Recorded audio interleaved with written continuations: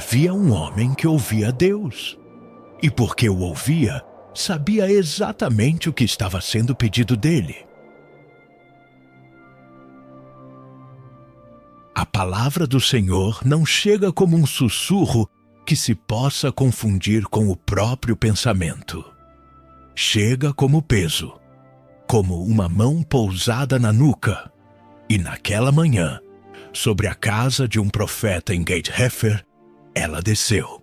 E a palavra do Senhor veio a Jonas, filho de Amitai, dizendo: Levanta-te, vai à grande cidade de Nínive e clama contra ela, porque a sua malícia subiu até mim.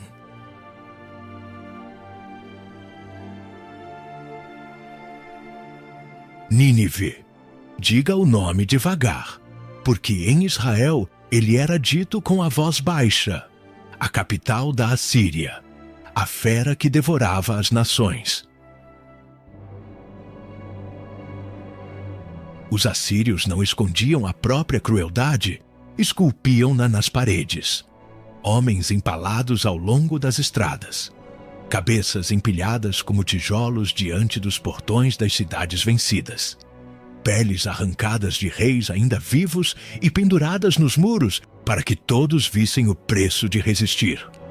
Era esta a cidade, este o povo cujo grito Deus agora queria ouvir.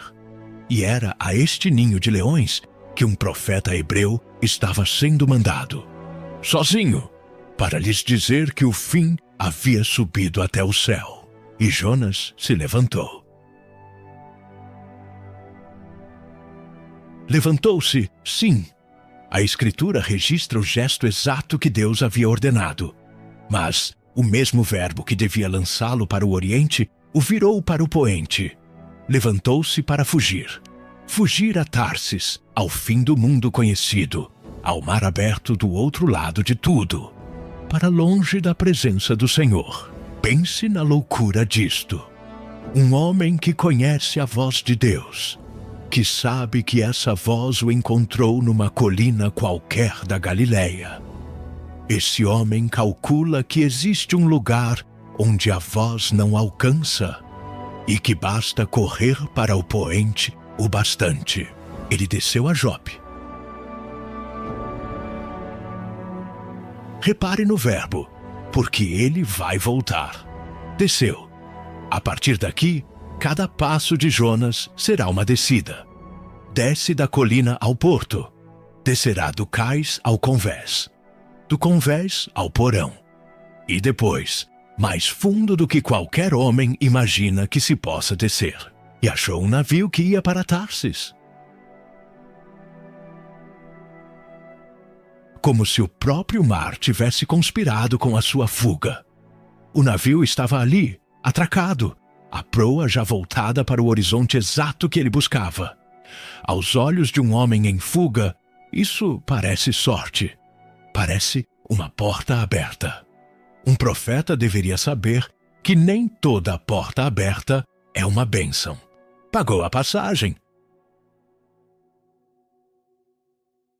Com o próprio dinheiro comprou o próprio afundamento e não sabia. Havia um preço para chegar a Tarsis e Jonas o pagou até a última moeda, sem imaginar quanto custaria, de verdade, tentar comprar distância de Deus. E desceu nele, para ir com eles a Tarsis, para longe da face do Senhor. Um homem se enfia no ventre de madeira de um navio, deita-se no escuro e diz a si mesmo que enfim encontrou o lugar onde a voz não chega.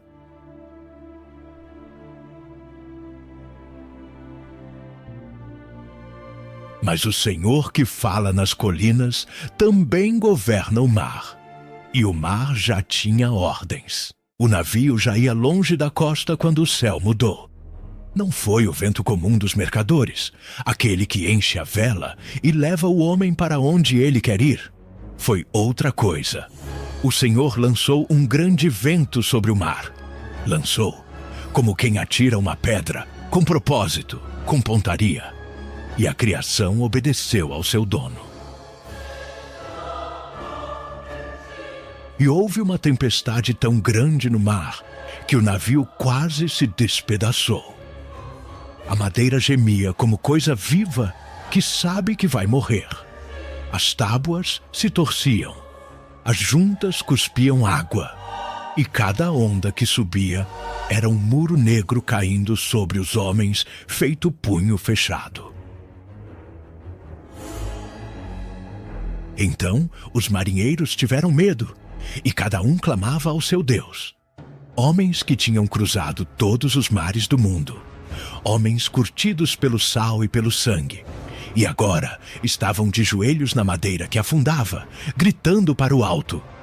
Um chamava por Baal, outro por Astarte, outro por deuses do mar, cujos nomes já nem lembrava direito. Tantas vozes, tantos nomes e nenhuma resposta. O céu ficou de ferro. As orações batiam nele e caíam de volta na água. E fizeram o que o desespero manda fazer. Lançaram ao mar a carga que estava no navio, para o aliviarem. Tudo aquilo por que tinham navegado. A prata, o azeite, o cedro, os tecidos comprados em terras distantes. A fortuna de uma viagem inteira engolida pelas ondas em poucos instantes e sem hesitar, porque diante da morte o ouro não pesa nada. O navio subia um dedo na água e a onda seguinte devolvia esse dedo e mais outro.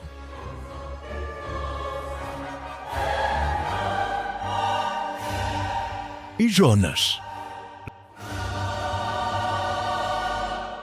Lá em cima, o mar rugia como fera solta. A criação inteira estava em fúria.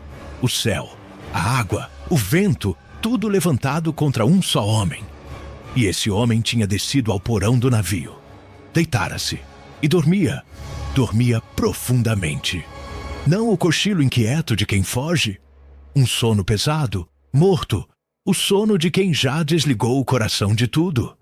A paz terrível do fugitivo, que confunde a distância de Deus com descanso. Os marinheiros pagãos rezavam com todas as forças a um céu vazio. E o profeta do Deus vivo dormia no fundo do navio, mudo, surdo, ausente. E o capitão desceu atrás dele. Achou-o ali, largado no escuro, dormindo enquanto o navio morria. E o sacudiu, e lhe disse: "E ouça bem, porque é um pagão repreendendo um profeta. Que fazes tu, dorminhoco?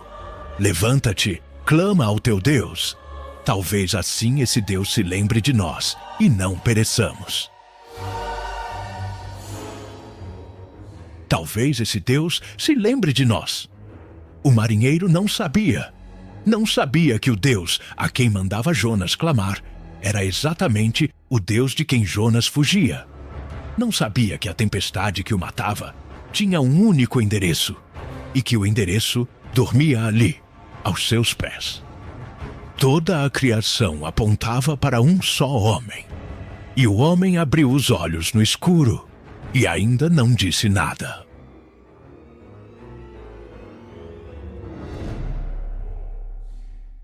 Quando os deuses do mar não respondem, os homens voltam-se para a sorte. E os marinheiros, encharcados, com o pavor colado ao rosto, disseram uns aos outros: "Vinde, lancemos sortes, para que saibamos por causa de quem nos vem este mal."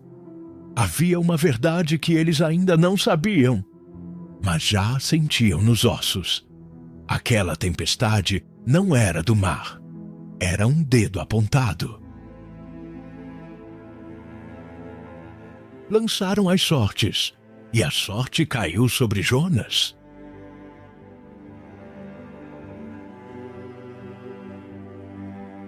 Naquela noite, o acaso não existia.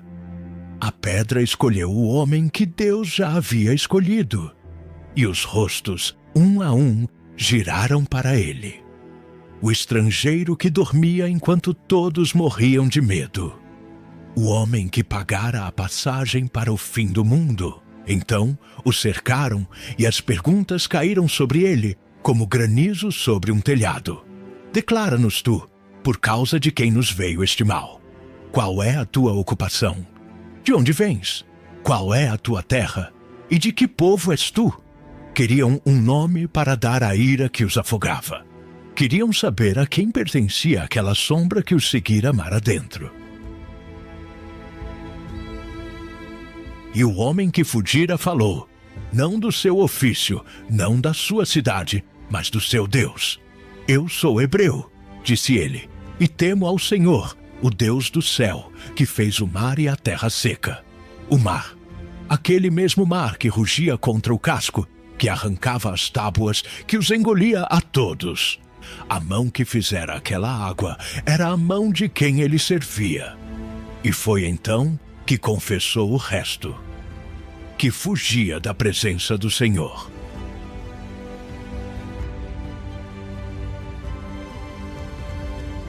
E os homens temeram com grande temor. Não o mar, a ele já temiam. Agora era o dono do mar que os apavorava. Fugir de um deus qualquer, um deus de pedra ou de madeira, um deus preso a uma cidade, isso um homem podia tentar. Mas fugir daquele que fez o abismo e carregar essa fuga para dentro do próprio abismo? Das gargantas dos marinheiros saiu o clamor. Que é isto que fizeste? Não era uma pergunta, era a acusação de quem entendeu, tarde demais, dentro de que naufrágio havia embarcado. E o mar, que já estava furioso, enfurecia-se mais e mais. Cada palavra dita parecia ampliar a tormenta, como se o céu escutasse e apertasse o punho. As ondas subiam mais alto que o mastro. As tábuas do casco estalavam a cada golpe, prestes a arrebentar. E os homens, presos entre a água que os matava e o Deus que a movia, viraram-se de novo para Jonas com a última das perguntas. A única que restava. Que te faremos para que o mar se nos aquiete? E o profeta que fugira da morte que Deus lhe pedira em Nínive foi, enfim, ao encontro da morte que ele mesmo escolheu. Levantai-me, disse ele, e lançai-me ao mar, e o mar se vos aquietará. Porque eu sei que por minha causa vos veio esta grande tempestade. Ele sabia, sempre soubera. A tempestade tinha o seu nome escrito em cada onda. E para salvar aqueles estranhos, o homem que corria de Deus pediu para ser atirado nas mãos daquele de quem corria.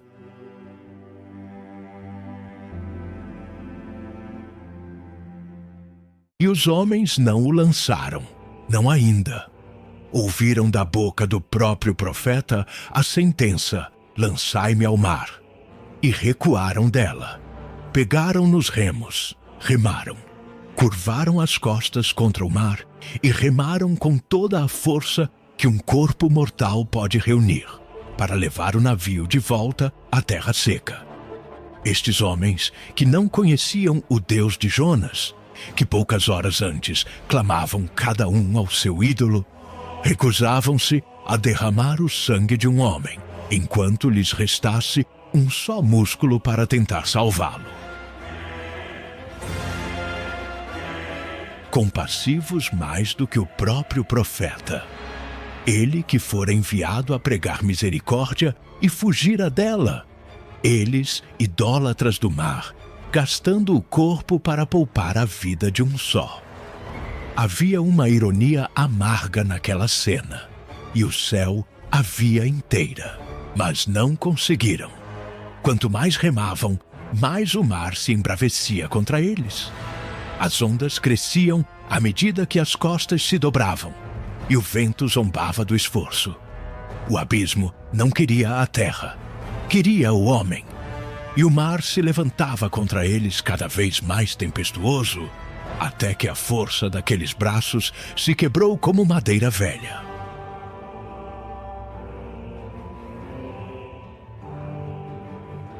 Então clamaram: não já aos seus deuses de pedra, mas àquele cujo poder acabavam de sentir nos ossos. Ergueram a voz contra o trovão e clamaram ao Senhor, dizendo: Ah, Senhor, não pereçamos por causa da alma deste homem, e não ponhas sobre nós o sangue inocente, porque tu, Senhor, fizeste como te aprouve. Não era vingança o que faziam, era temor. Levantaram o profeta do convés, o corpo pesado, a alma mais pesada ainda, e o carregaram até a amurada. E lançaram-no ao mar.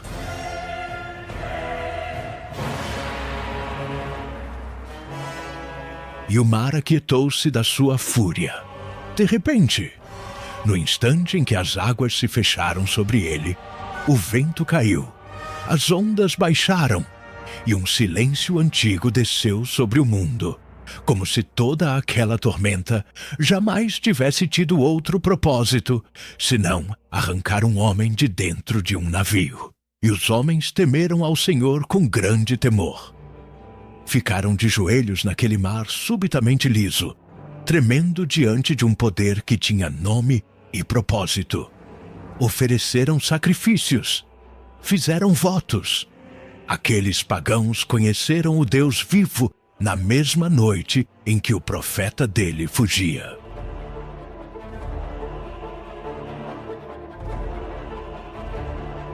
Mas Jonas não morreu. Nas trevas frias, enquanto o corpo do profeta descia rodopiando para o ventre do abismo, o Senhor, que lançara o vento, que erguera as ondas, que aquietara o mar, ainda não terminara com ele. E o Senhor preparou um grande peixe. Não o convocou naquele instante, preparou-o, como quem tem, desde sempre, o instrumento exato da sua vontade. Das profundezas onde a luz nunca chega, uma coisa se moveu para cima, ao encontro do homem que caía, e Jonas afundou.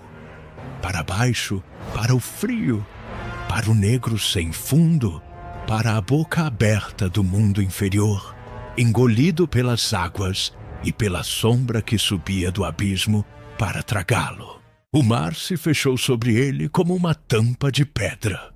E a luz, aquela última fresta pálida do mundo lá de cima, apagou-se. Ele acordou no escuro. Não o escuro de uma noite qualquer. Era o escuro do fundo, espesso, morno, vivo. As paredes respiravam ao seu redor, contraindo-se e afrouxando num ritmo que não era o dele.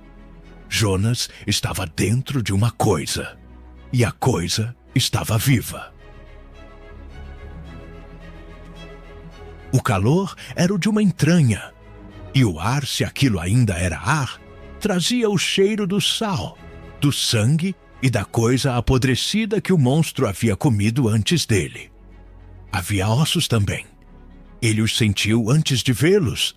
Costelas de peixes que vieram antes, restos brancos meio afundados no lodo do estômago. O cemitério de tudo o que aquela boca já levara para baixo. E um som, um só, que enchia tudo, que subia do chão, descia do teto e vibrava dentro dos próprios ossos dele. Lento, enorme, sem pressa e sem fim. O coração do monstro. Grave feito um tambor cavado na terra, batendo e batendo na escuridão. E Jonas entendeu, com um horror que não tinha nome, que aquele era o único relógio que lhe restava.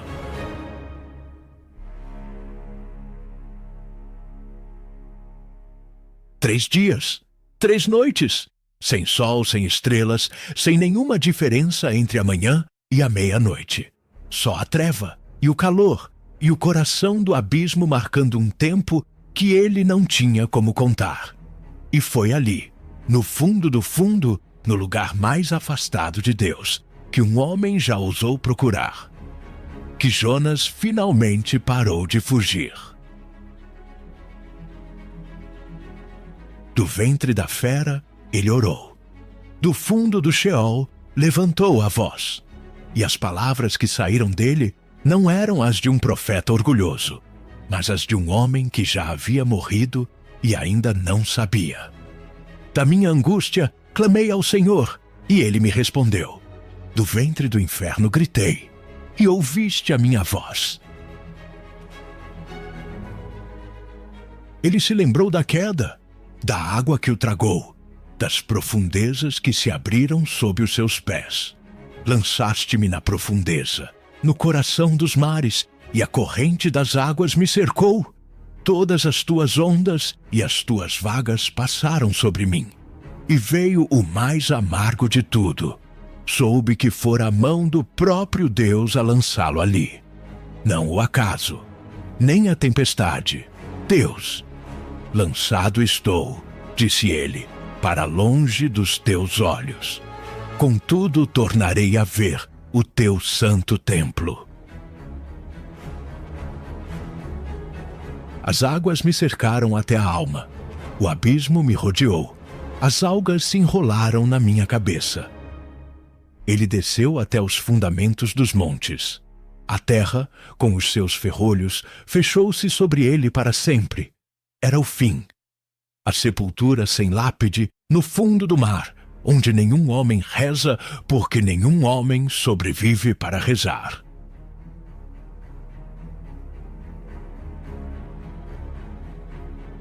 E foi então, quando a sua vida se desmaiava dentro dele, que ele se lembrou do Senhor.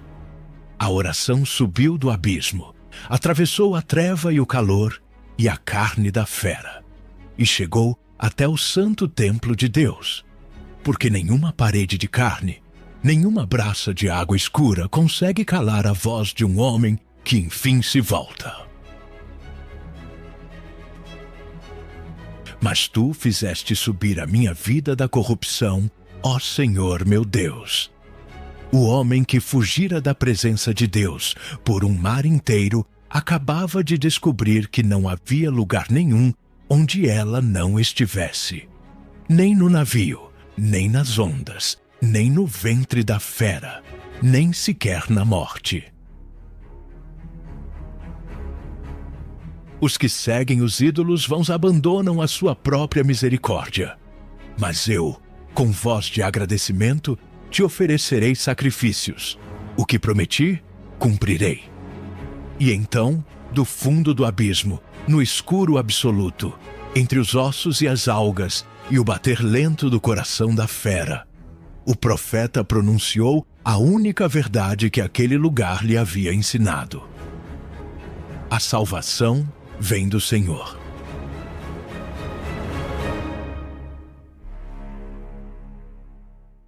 E o Senhor falou ao peixe: não com trovão nem com fogo. Uma palavra apenas, dita àquilo que não tem alma para entendê-la, e que ainda assim obedece. O monstro que engolira o profeta obedece. As correntes do abismo, que a homem nenhum escutam, e o peixe subiu das águas fundas até onde o mar se rende à terra. Ali, sobre a praia lavada pela madrugada, ele o vomitou. Um homem caiu na terra seca. Cuspido de volta à vida, pálido como quem já provou a cor da morte, a carne desbotada pelos ácidos do ventre, o cabelo colado de algas, as mãos abertas na areia, como se ainda buscassem alguma coisa a que se agarrar. Ele tossiu o mar para fora dos pulmões e respirou.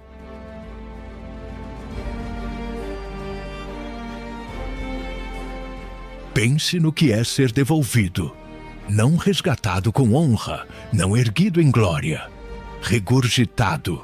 Deus não o poupou do abismo. Deus o atravessou por dentro dele.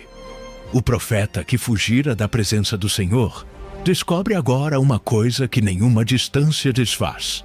Não há mar fundo o bastante para escondê-lo. nem sepultura escura o bastante. Para onde quer que ele corra, a mão que o formou já chegou primeiro. E espera, e a palavra do Senhor veio a Jonas. Segunda vez. A mesma voz que ele ouvira sob o teto seguro da sua casa, antes da fuga, antes da tempestade, antes das 3 noites no ventre do Sheol, essa voz voltou, inteira, sem reproche, como se o oceano que os separara nunca tivesse existido. E ela disse: Levanta-te, vai à grande cidade de Nínive e prega contra ela a mensagem que eu te disser.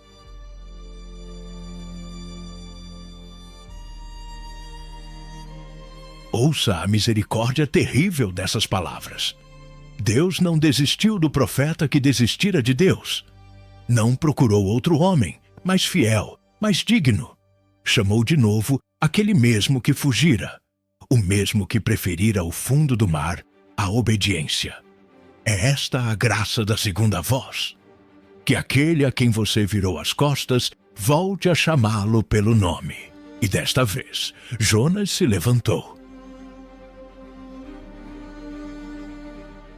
Pingando ainda o abismo de si mesmo, pálido, costurado de novo pela graça, ele pôs os pés na terra firme e foi, rumo ao Oriente, rumo à cidade que ele odiava, rumo à voz que se recusara a morrer com ele no ventre do mar.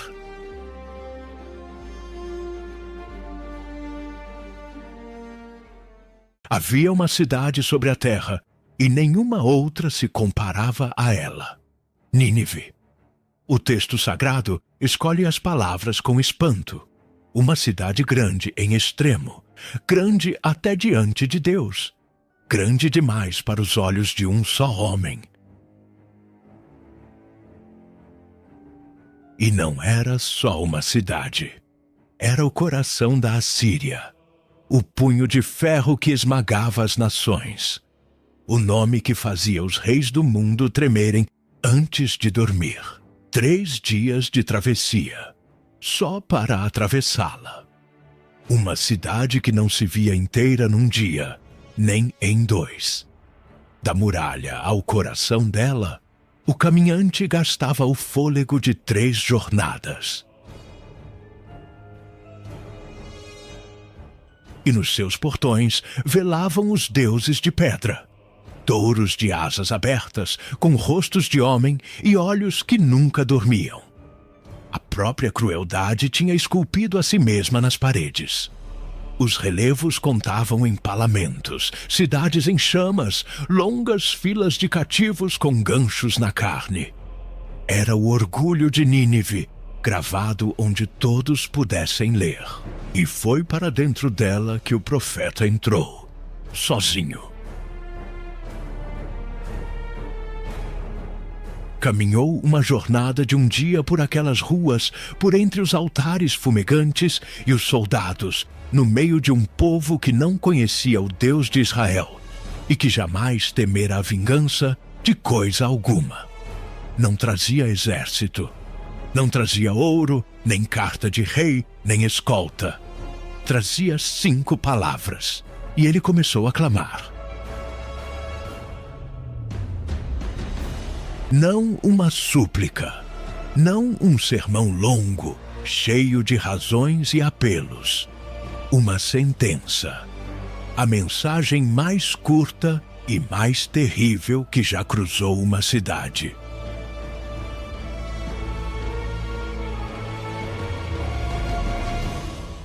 Ainda 40 dias, e Nínive será destruída. 5 palavras. E atravessaram a grande cidade como um trovão que se ouve antes de qualquer relâmpago. Reparai no que ele não disse: nenhuma promessa, nenhuma condição, nenhuma porta aberta por onde escapar, nenhum "se vos arrependerdes", nenhum Talvez ainda haja tempo. Só a contagem, só o prazo. A sentença lançada sobre a cidade como uma pedra sobre a cabeça de um condenado. 40 dias. Tempo bastante para contar cada um deles e ver o número diminuir. O profeta que fugira do fim do mundo para não pregar àquela gente, agora andava pelo meio dela, anunciando o fim dela. E a cidade grande em extremo, a fera de pedra que engolira nações inteiras, ouviu.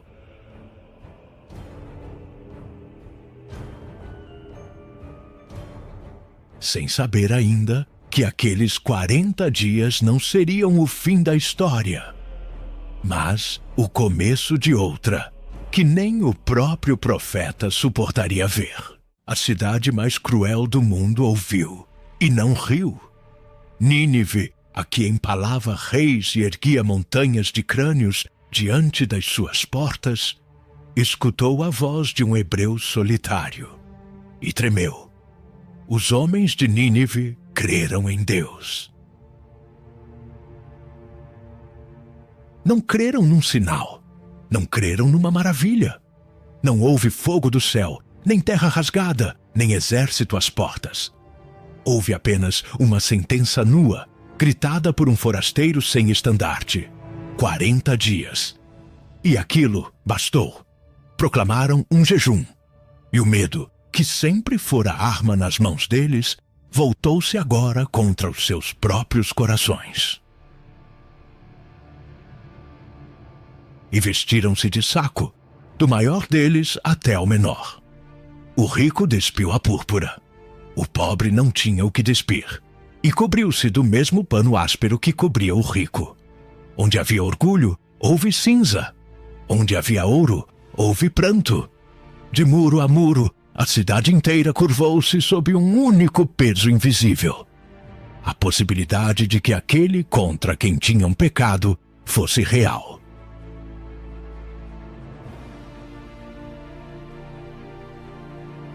E a palavra chegou ao rei de Nínive, cuja sombra fazia nações inteiras ajoelharem. Ele estava no seu trono, no coração da cidade que se julgava eterna. E, quando ouviu, levantou-se. Levantou-se do trono, tirou de si a veste real, cobriu-se de saco. Ele, o senhor da Assíria, envolto no mesmo pano dos seus escravos. E desceu. Desceu do estrado onde os homens o adoravam. E sentou-se sobre a cinza.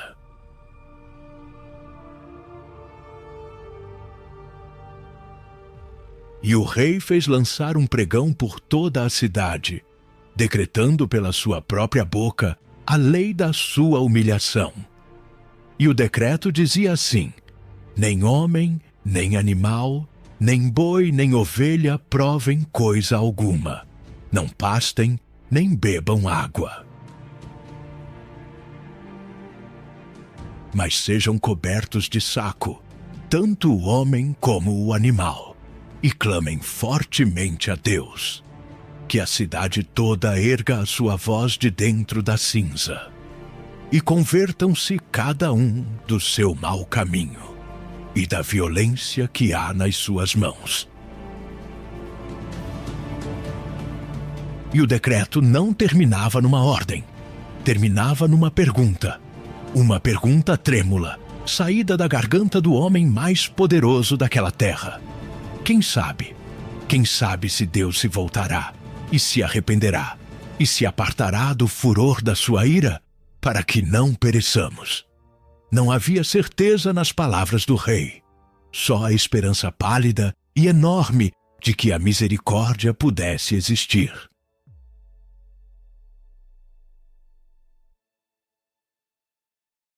E assim se viu o que nenhum olho jamais vira. Uma cidade inteira, do rei ao mendigo, do boi à ovelha, coberta de saco e sentada na cinza. Toda a Nínive tornada num só corpo, em luto pelos seus próprios crimes. O clamor subiu dos seus muros, como uma coluna de fumaça. Não a fumaça da guerra que ela sempre acendera, mas a de um povo implorando para não ser aquilo que sempre fora.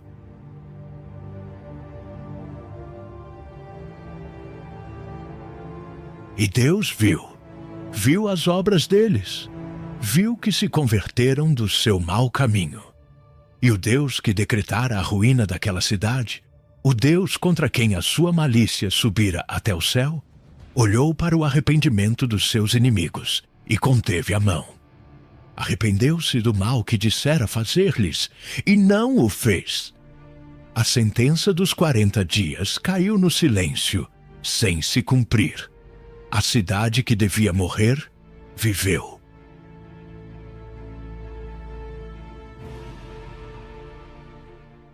Deus se arrependeu do mal que dissera fazer a Nínive. A cidade viveu, e isso desagradou a Jonas.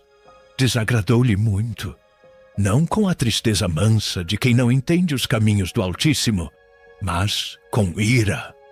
Uma ira que subia do fundo do peito como um mar próprio, escuro e antigo.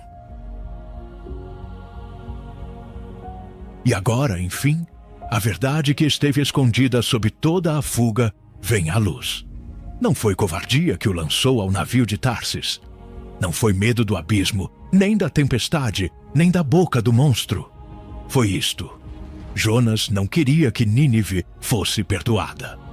O profeta correu meio mundo, desceu a Jope, desceu ao porão, desceu ao fundo do mar, desceu ao ventre do próprio Sheol, tudo para não ver o que agora via com os próprios olhos. Seus inimigos de joelhos e vivos.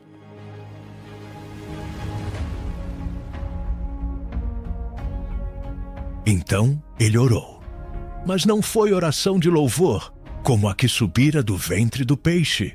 Foi oração amarga, oração de homem que discute com Deus.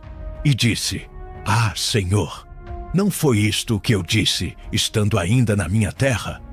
Por isso me antecipei, fugindo para Tarsis, pois sabia que és Deus clemente e misericordioso, longânimo e grande em benignidade, e que te arrependes do mal. Ouça a acusação escondida por dentro da queixa. Ele fugiu de Deus, não porque temia que Deus fosse cruel, mas porque sabia que Deus seria bom. Sabia que a misericórdia estava a postos. Sabia que o Senhor abriria a mão para o algoz de Israel, para a cidade de sangue, para a fera. E não suportava a ideia. Preferia a morte a testemunhar tamanha graça derramada sobre quem menos a merecia.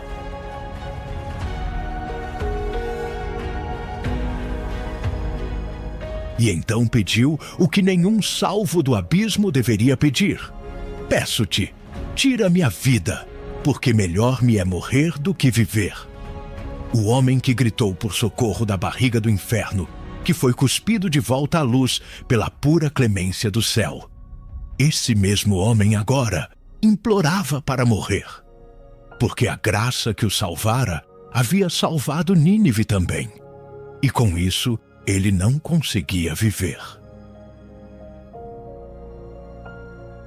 E o Senhor não o feriu, não o consumiu, não respondeu à ira com ira, respondeu com uma pergunta, a pergunta mais desarmante que o céu pode fazer a um coração endurecido. E o Senhor disse: É razoável essa tua ira? Só isso, sem trovão, sem sentença. Uma pergunta deixada no ar, pousada sobre o profeta como uma mão que espera.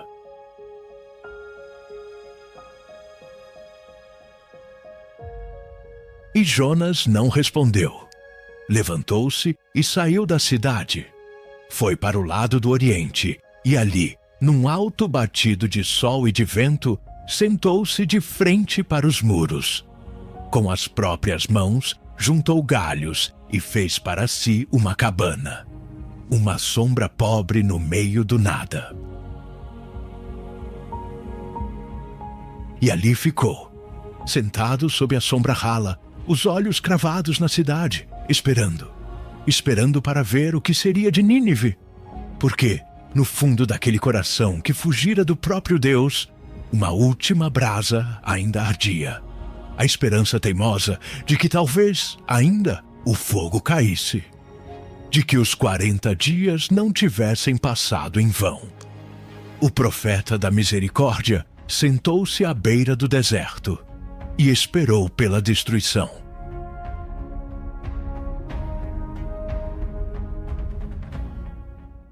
O Senhor preparara o vento, preparara a tempestade e o grande peixe.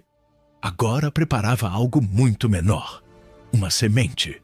Da terra rachada, no escuro da noite, brotou uma planta, um ricino, dizem os antigos, de folha larga e caule apressado, dessas que sobem num só dia e num só dia morrem. Subiu sobre Jonas, abriu as folhas como um teto sobre a cabana ressecada e o cobriu de uma sombra viva. Deus a fez crescer para o livrar do seu enfado, para lhe dar algum descanso do castigo do sol. E Jonas se alegrou. Alegrou-se com grande alegria por causa da planta. Reparai bem no coração humano. O homem que se irara contra a misericórdia de Deus, que não suportara ver a graça derramada sobre uma cidade inteira, agora sorria pela sombra de uma erva. Amava aquilo que não plantou, não regou, não fez crescer, não velou de noite por ele. A planta nascera enquanto dormia, e já a tinha por sua.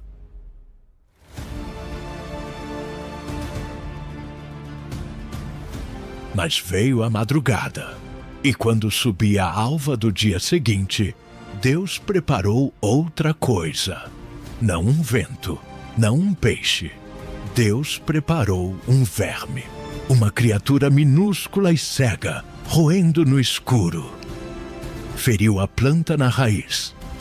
A folha larga murchou, o caule pendeu, e o verde foi virando pardo, até não sobrar senão um esqueleto de gravetos torcidos contra o céu.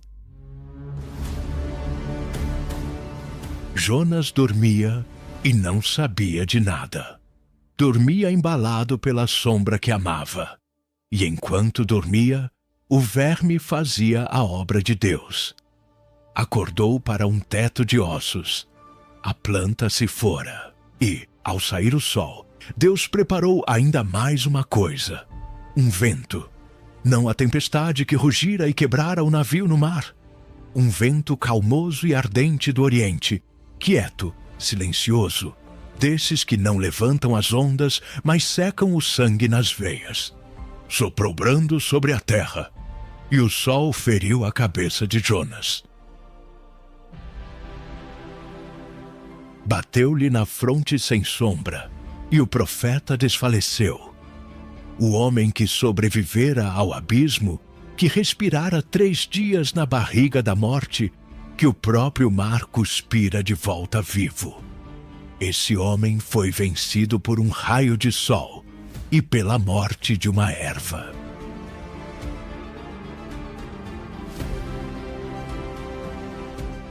E desejou em sua alma a morte.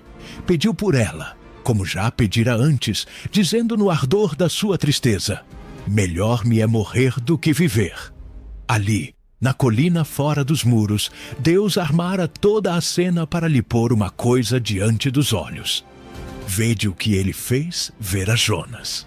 Um homem que chora por uma planta que não plantou, que subiu numa noite e pereceu na outra, que nenhum trabalho lhe custou, e que não chora por uma cidade de 120.000 almas que nem sabem discernir a mão direita da esquerda. Tinha pena da erva. De Nínive não tinha. E foi para isto que Deus preparou a planta e o verme e o vento, para pôr diante daquele profeta o próprio coração. E veio de novo a voz, a mesma que o arrancara do sono no fundo do navio.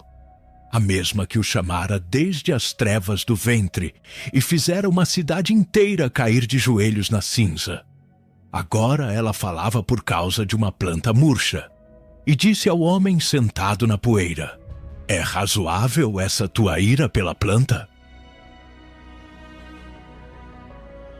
E o profeta respondeu: aquele que fugira por mar, que afundara no abismo, que voltara da sepultura líquida para salvar os próprios inimigos, esse mesmo abriu a boca amarga e disse: sim, é razoável a minha ira até a morte. Ele preferia morrer a viver num mundo onde Nínive ainda respirasse. Preferia o túmulo à misericórdia.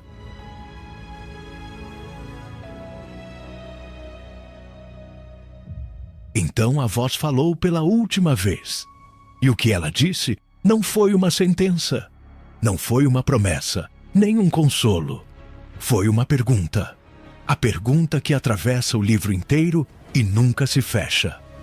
Disse o Senhor: tiveste tu compaixão da planta, na qual não trabalhaste, nem a fizeste crescer, que numa noite nasceu e numa noite pereceu. E não teria eu compaixão da grande cidade de Nínive, em que há mais de 120.000 homens que não sabem discernir entre a mão direita e a esquerda, e também muitos animais?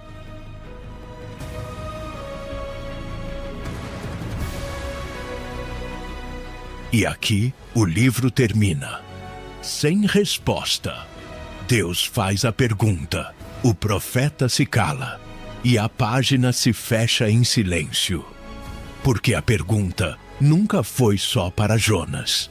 Ela ficou no ar, atravessou os séculos e chegou até aqui, até você.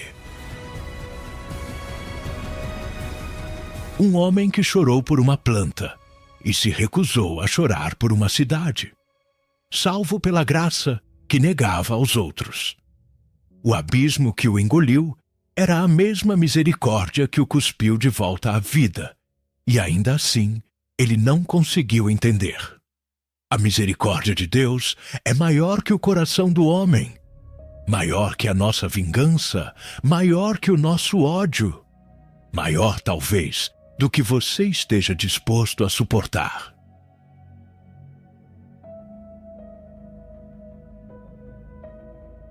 A pergunta continua sem resposta. E agora ela é sua. Se esta história te alcançou, fica. Inscreve-te no canal e volta. Porque a próxima também vem do fundo e também vem te perguntar alguma coisa.